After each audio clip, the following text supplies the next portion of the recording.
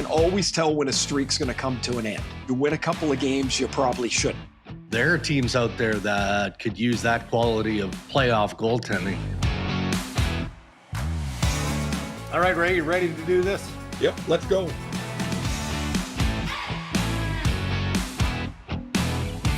Powered by Red Media in partnership with TSN, it is Season 7, the Ray and Greg's Hockey Podcast, Playoff Edition, presented by our title sponsor, Tim Hortons.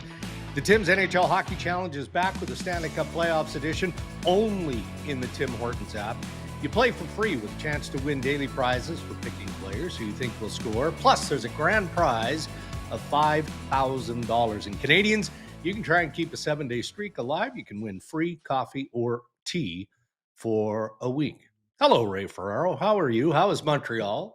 Everything good? Yeah, everything's great. I love being here. It's playoff hockey in Montreal is really a cool thing. And so last night there's 21,000 inside, about 20,000 outside in the plaza, which I don't know is room enough for 20,000, but right, man, it was a great show. It really was last night. So I love being here.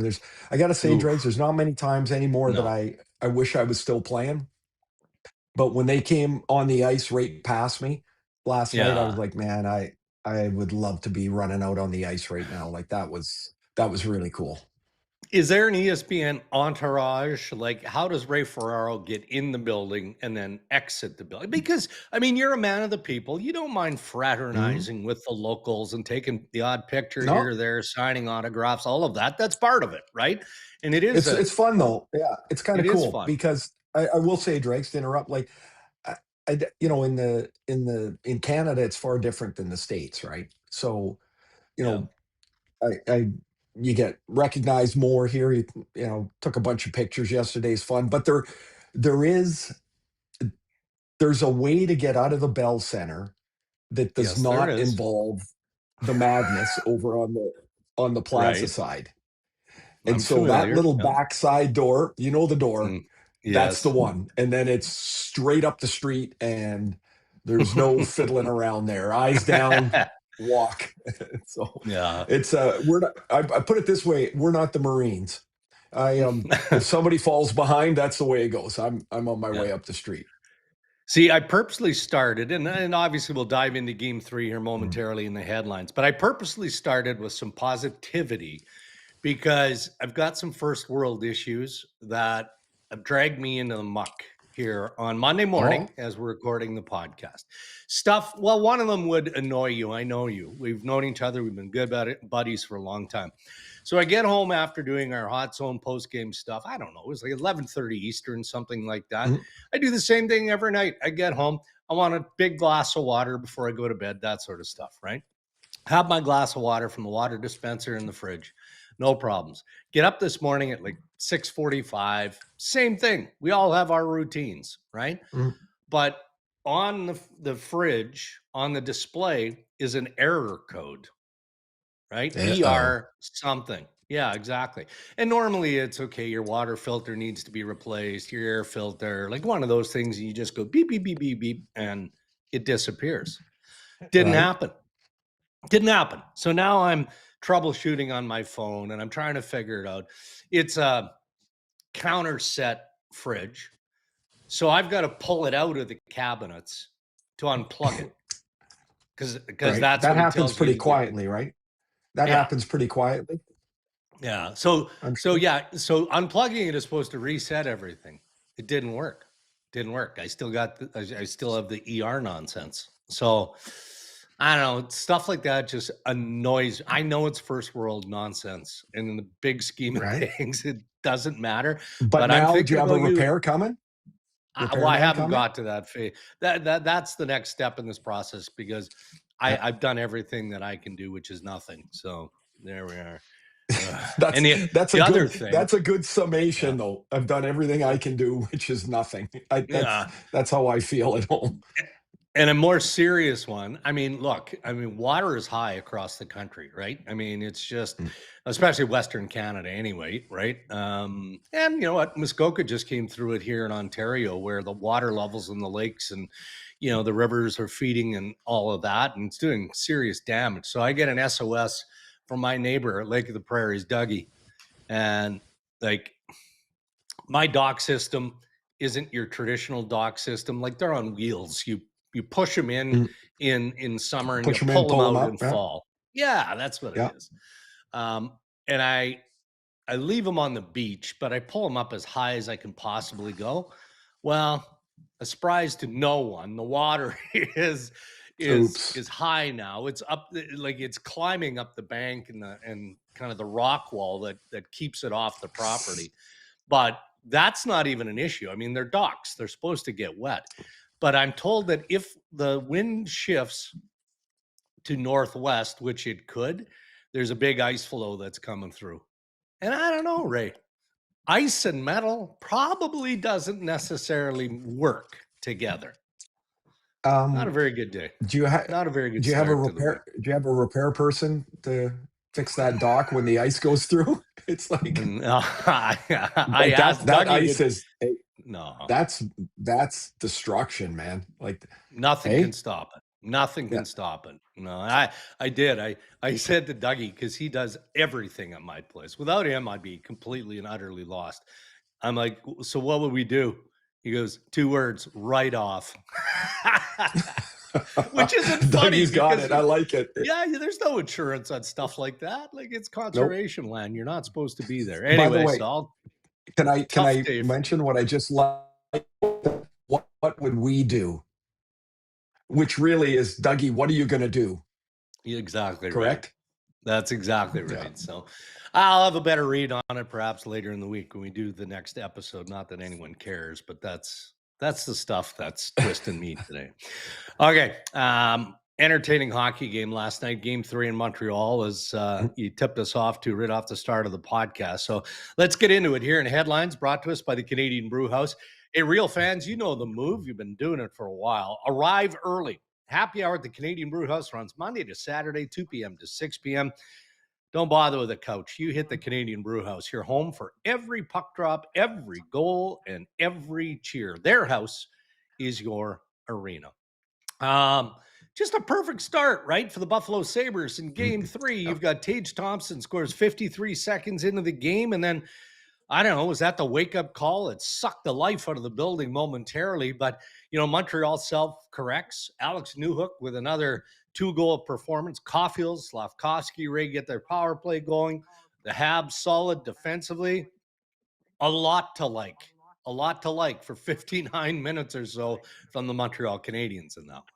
Yeah, I wouldn't say it was a wake up. It's a Caulfield turned the puck over. It's a shot that deflected off Terrier's shin pad and bounced just perfectly for Thompson. And of course, for Buffalo, they're like, oh, great, we got our big guy on the board. We've got an early lead. But almost instantly, Montreal became too quick. And when they scored to tie the game up, it was Newhook. There felt like there was an inevitability to that. There was shift after shift after shift was in Buffalo's end. And Montreal, I'd say for 45 minutes out of the game, were the better team. Mm-hmm. Like last night they were. Now, if I'm Buffalo, I go, okay, what do I have to do to try and rebound for game 4? It's not a disaster. I mean, you've got to win 1 game in Montreal. You don't have to win 6. Yeah. But what I would be concerned with, 2 things with Montreal from the Buffalo spot was, I thought their center ice position was going to be a strength for them in series. Thompson, Norris, McLeod have all had, they can all play. They can all score. Yep. They're all, they're all talented people. Montreal's middle of the ice is more of a checking group than an offensive group. Once you get past Suzuki, Montreal centers have outplayed Buffalo's. It's not close, even though the goals are 2-2. Like, goals are 2-2, but it's not the same. Montreal has been Montreal was much better in games 2 and 3.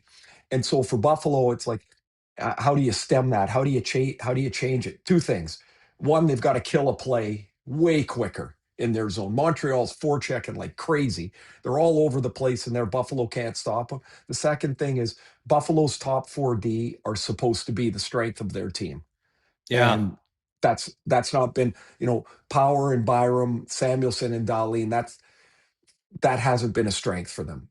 Alex Lyon was out there on his own last night. He must have had, I'm telling you, in the first half of the game, 6 or 7 saves that were him and the Montreal guy, like no Buffalo guys around. Right. And it was not a good night for Buffalo. It was a great night for Montreal. And the one, I know you, like Caulfield scored last night. Yep. Some goals are just a goal.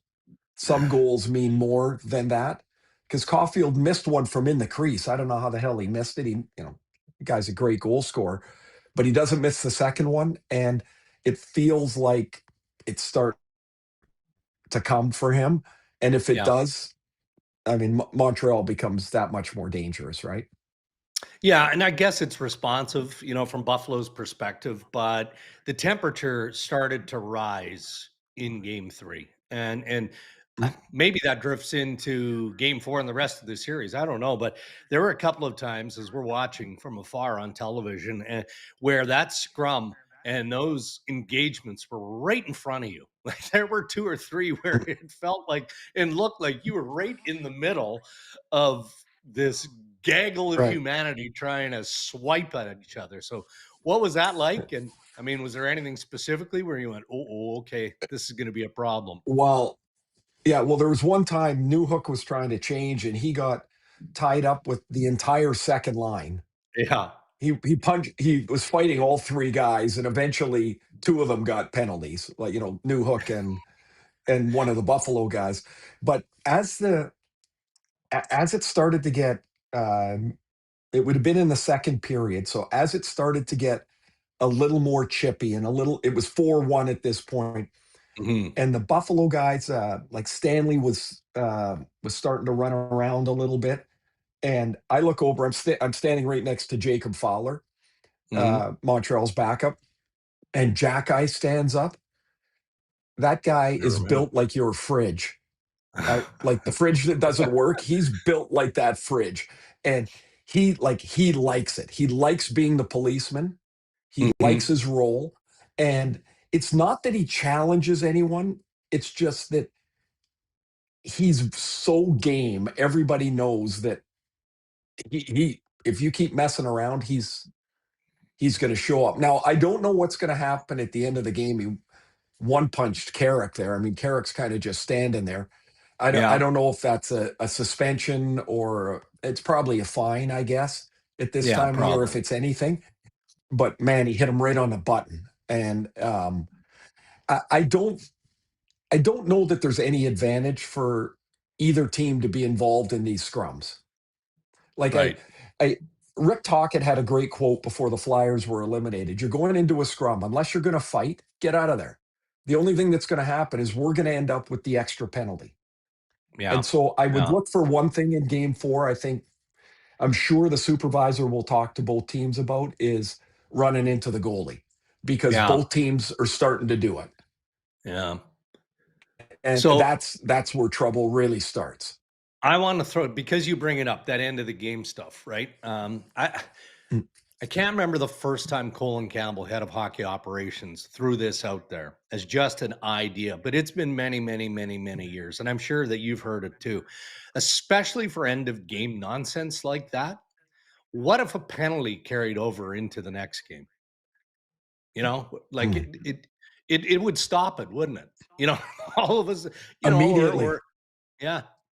It's Especially in a interesting. game like this, because I'm assuming you're talking about like these games that are spread out. It's a 2 or 3 goal spread. And the guys on the ice are not Tage Thompson and Nick Suzuki, right? They're other guys on the ice. That it could be as easily as when the clock hits 0, any penalty awarded after that could move forward, because that stops all of it. All Because of it. who's going to want to be the anthem? Could you imagine the anthem finishes and you skate across and sit in the penalty box? You'd feel like an idiot. And Well, so, it would tie up I your mean, I coaches know they'll too, never wouldn't it? get to that. Yeah, well, No. I know it won't get to that ever, but um, the the after game stuff, I think, should be hit, Yeah. uh, whether it's fines or what have you. But that's the only way to stop, even come close to stopping it, because at that point there is no real penalty. Like, No. you get a roughing No. penalty, yeah, so what? I'm going to shower anyway. Yeah. Yeah. So, Um, that lots of that stuff noise. can get out of hand pretty quickly. Yeah, lots of noise around the Beck Malenstyn hit, right? I mean, he did his best job to get in the kitchen of Jakob Dobes. He gets the goalie interference penalty. The Habs score on the power play. Dobes didn't appear too rattled. I mean, whether he was trying to make sure that the penalty was going to be called, when he's down on his belly, he does hold his head for a second or so, and then he quickly gets up and gets out of the fray. We didn't have much of a debate post game on it. I think the interpretation of Situation Room was, even though it didn't look like Malenstyn made great effort to avoid taking out Dobush, the view was maybe at the last second he tried to go up and over the top, which is hard. How big? Like, I mean, Dobush is what, 6'4", 6'5"? Like, Where's he going to go? Is he a I high don't jumper? know. Yeah. I mean, that No, was if you look pretty at his direct. Dregs, if you look at his feet, they're heading north and south. At no point do they even really No. turn. And when he went over top of him, of course, that big ruckus starts up. And it is interesting, like, because I'm literally a foot away. I mean, I could put my hand on Fowler's shoulder. He's sitting that close. Yeah, How quickly his demeanor changes. I'll Like, bet. when, like, it was like, boom, he sat straight up, and, he's looking like, do I have to go in the game? And then Yep. when Fowler came over to the bench, and, he took his mask off and he's getting a drink of water, and then, Fowler just kind of sat back. Like, you could see he was fine. Like, Yeah. there was no injury. He's to Jim Ramsey, the trainer. He's like, no, I'm fine. Yeah. And so he got a drink of water, wiped off his face, and by that time they'd sorted all that nonsense out. But He's a character, man. that's part of the goalie stuff. I think that the supervisors will talk about, Dregs, is that Yeah. we have to at least be respectful of the blue paint, and if not, those will be extra penalties every time. Yeah. But it was a minor penalty, right? Like, it wouldn't have Yeah. elevated in your opinion, or was it right on the line? No, no, Yeah. I wouldn't. A minor was enough. The one thing. Okay, so this is another difficulty for the officials. In the third period, was it the third period? No, it might have been in the second as well. Somebody was driving the net, and the Montreal defenseman sort of backed into Dobush, who was down in his butterfly, and man, he flopped out of there. He was Yeah. like, how's the in real time? They've got to try and determine if that was an actual. Did he get shoved in? Is it a Yeah. penalty? Is it? And I said in the game, we saw the replay. I go, I'm almost certain he's going to be fine. Like he barely got touched, and here's a 220-pound guy like lying out on his back, and um, the the flopping, the head snaps, like Lots of that drama. stuff's kind of, oh my gosh, and we can rag on the refs all we want. That stuff does not make it any easier, and it's No. not their fault. I mean, they can only call what they can call, but man, the head snaps and and then they're all doing this, and then you see the stick actually hit them in the helmet, and you're like, well, how Yeah. would you be cut on your?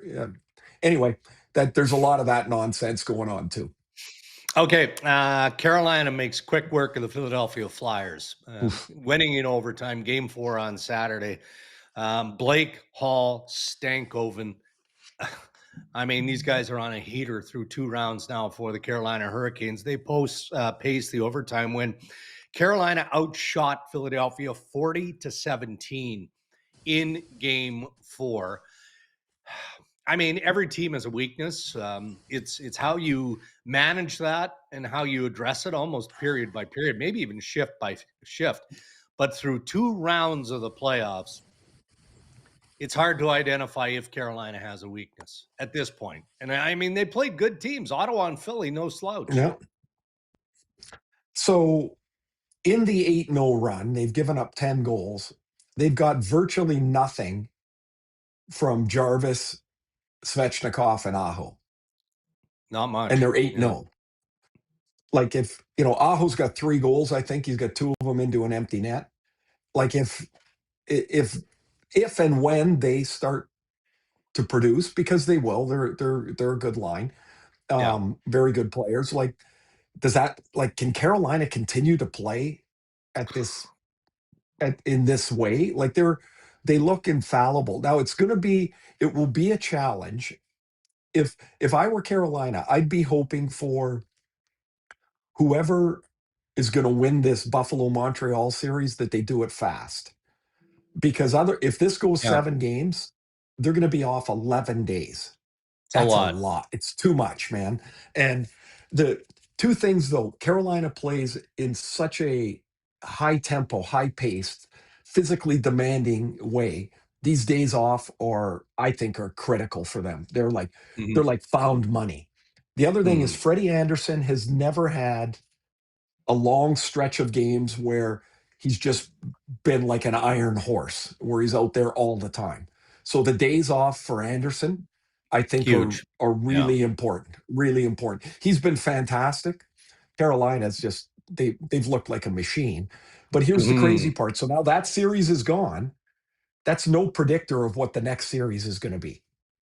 It's just like when a team sucks on a power play in series, and then they go to the next series, it's a completely different story because the other team, the new team, doesn't kill the same way the other team did.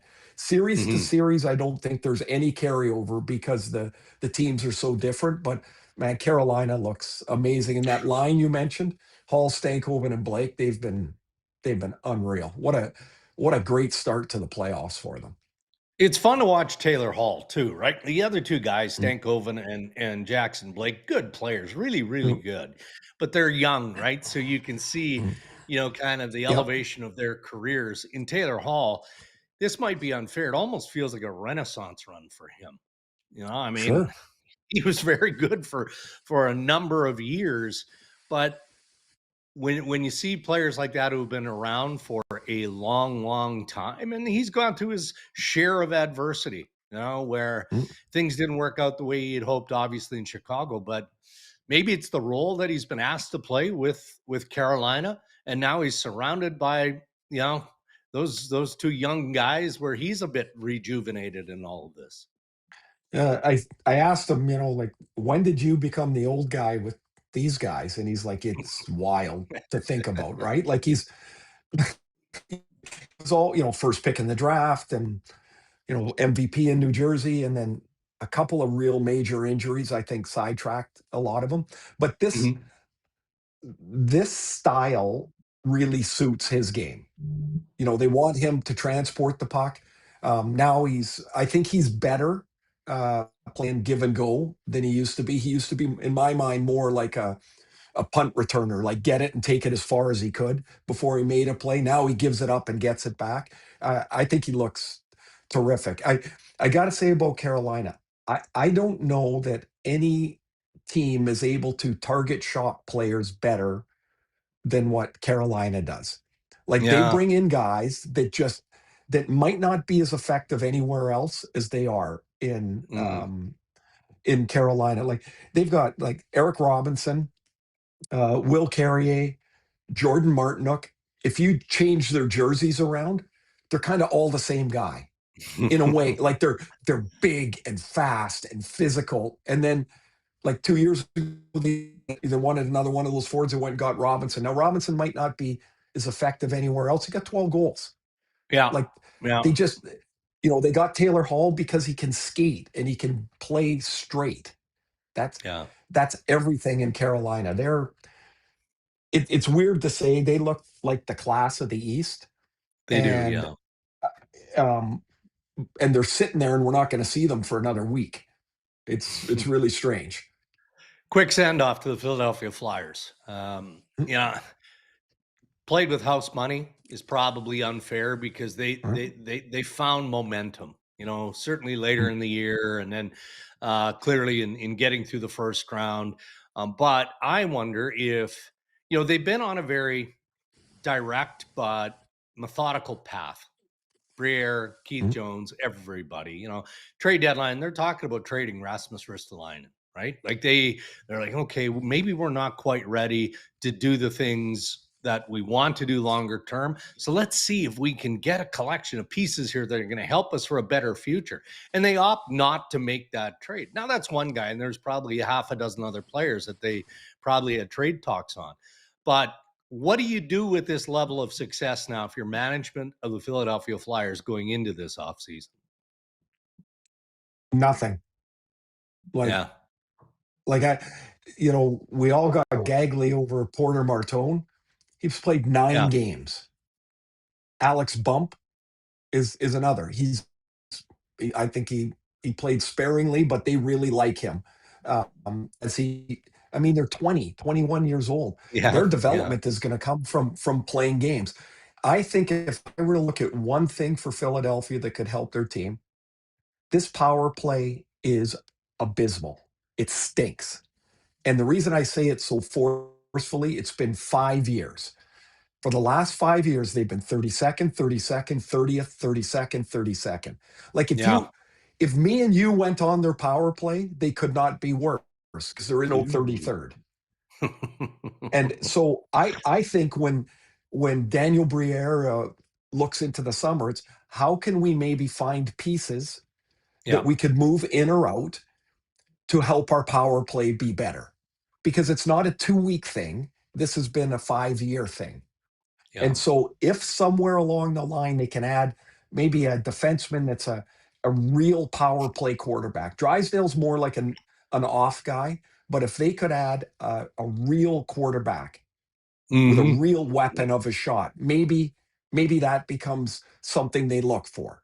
And it doesn't have to be a big name. Right. Like in Carolina, their power play, they run it through Shane Gostisbehere, who was a one-time Flyer. He's not a big name. He's a really good power play quarterback. Really good.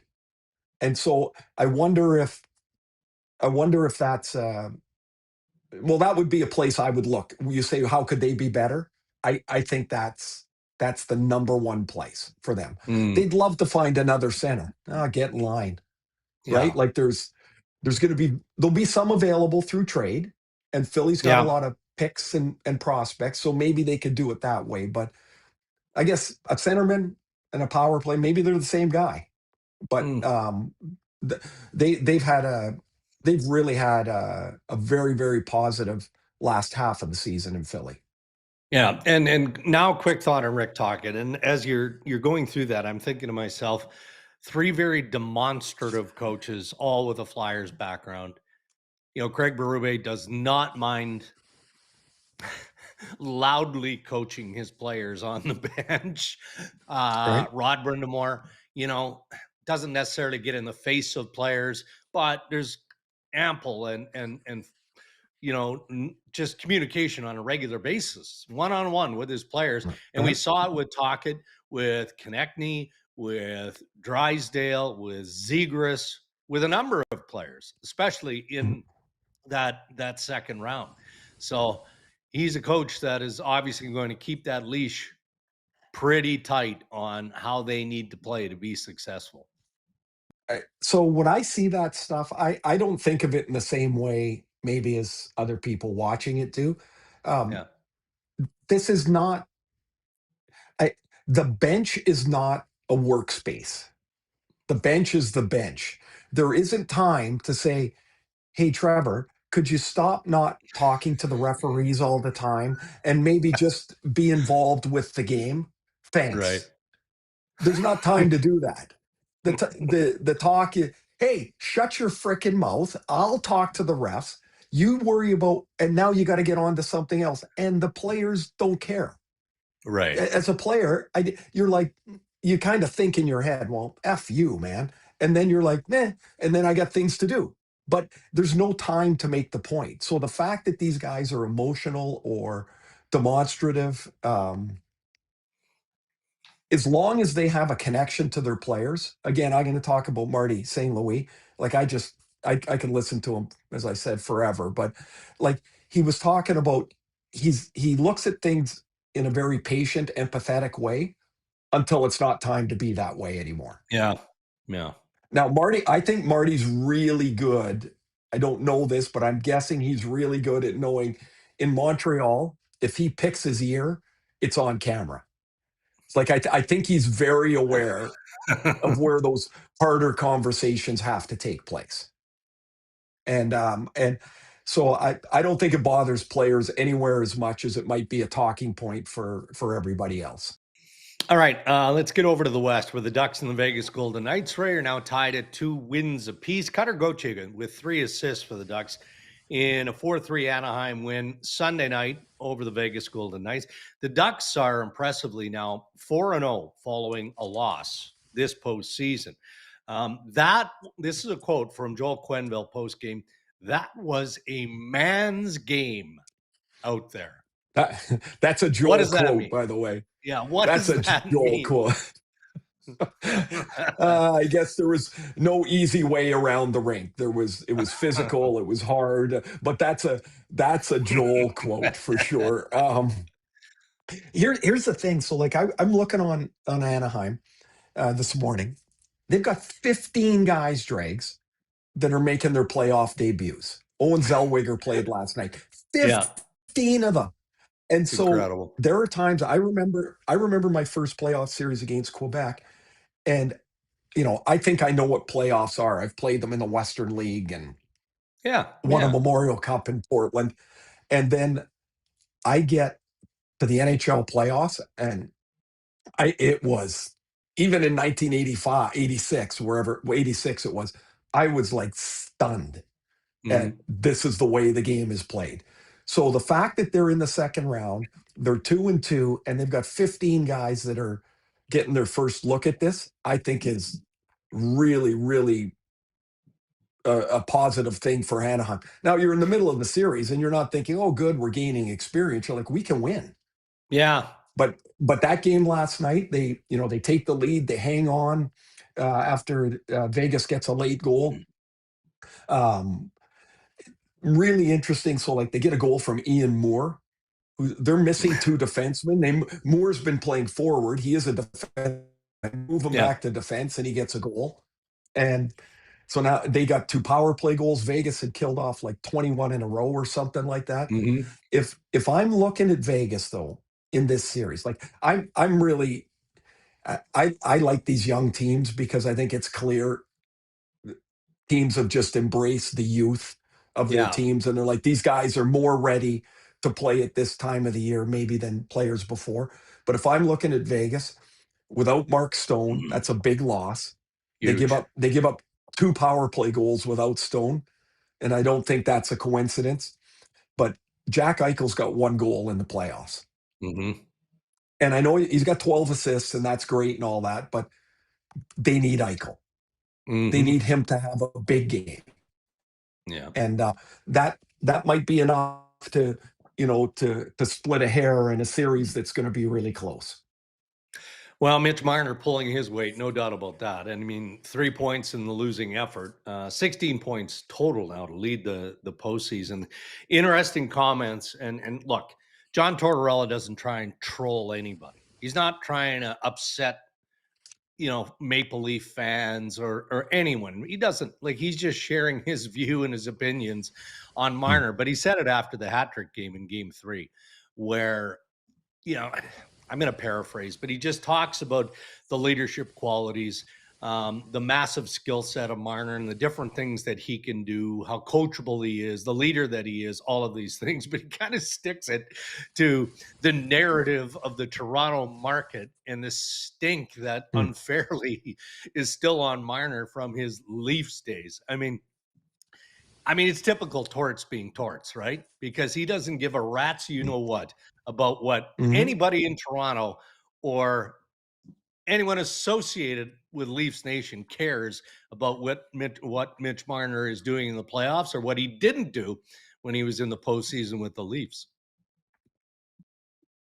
Okay, so we've talked about this in other ways, but I think the best players on any team carry so much weight and get so much attention that sometimes it's overblown positively or negatively. Yeah. So Marner's part of that group in Toronto that just could not win. And whether he was 8% of that or 50% of that, it doesn't even matter. He's going to wear more of it than a third line center. That's just the way it is. Now, had they won a Stanley Cup, there would have been a statue. Yes. Right? And that would have been too much as well. But and that's just the way it is. There's a it's a pressure, but it's a responsibility, but it's also something they can't do anything about. So I'm sure Marner goes back through those game sevens and goes, I wish I could have done this. I wish I could have scored here. I wish Willie would have got something here. I wish Austin would have done something there. And then it would have been better for all of them. Didn't happen. So now he's out in Vegas, and it would be pretty hard to have a better first first playoff than he's having right now. I mean, he does everything for them. He plays in the middle now for a lot of the time. Yeah. Which is odd to think about, but you're like, oh, maybe he could do that. Yeah. Like, why wouldn't he? He kind of looks like a centerman, and it's been a big change. And man, Vegas would be in a pretty tough spot without him for sure. But Torts doesn't care. Torts could care less. Care. No. He's just living the dream right now and trying to say all the right things. You just got to get under his skin every once in a while. You know what, though? If you asked him what you'd say living the dream, he'd talk about, oh, my wife's back with the horses, and he misses his horses, and his dogs. Yeah. And his dogs, yeah. Of course. One game tonight, Monday night, Ray. That's the Avalanche in Minnesota taking on the Wild. 2-1 Colorado edge in the series. But, Mini did what they had to do in game 3. Yep. And now at least it's planted that seed of question. Maybe not doubt yet. But, Colorado didn't expect to roll through the Minnesota Wild. Minnesota was too good. Yep. But Minnesota again sent that message that we're still very much in this thing. So there's a pretty high level of importance tonight on home ice. Oh, well, it's not a must win, but it kind of feels like Minnesota has to win. Like they had to win game 2. It feels the same now. If you go back to Colorado down 3-1, are you going to, it can be pretty tough to beat them 3 straight times. Pretty tough. The one thing that's of interest to me is Minnesota got 6 goals on Wedgewood in game 1. They chased them in game 3. Is it Wedgewood? Is it Blackwood? Yeah. In game 4, Minnesota split their games in games 1 and 2 and came back with Volstead, who was very good in game 3. I know Bruce Cassidy was talking about he's on TV. He said like he sees a time when teams would maybe rotate. Well, you've got to have 2 guys that you have confidence in to do that. I mean, it's in theory it sounds good, but if there's a drop off considerably, you're not doing that. No. I don't know that there is in Colorado or Minnesota for that Wild or for that thought, but it's a tough. I think I would go back with Wedgewood, although I might give him game 4 off and go with Blackwood. And if he plays well, then you go with Blackwood in game 5. And if not, Wedgewood's had a few days to reset because I don't think there's much difference between the 2 of them. All right. Well, we'll have plenty to chew on coming up later in the week. Those are your headlines. Thank you to the Canadian Brew House.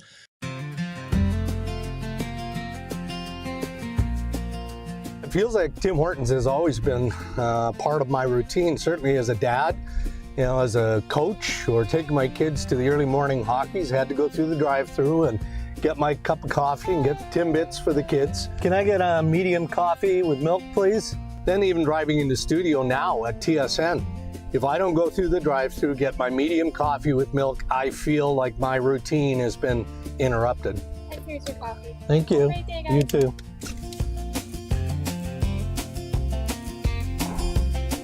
Only way to start a day.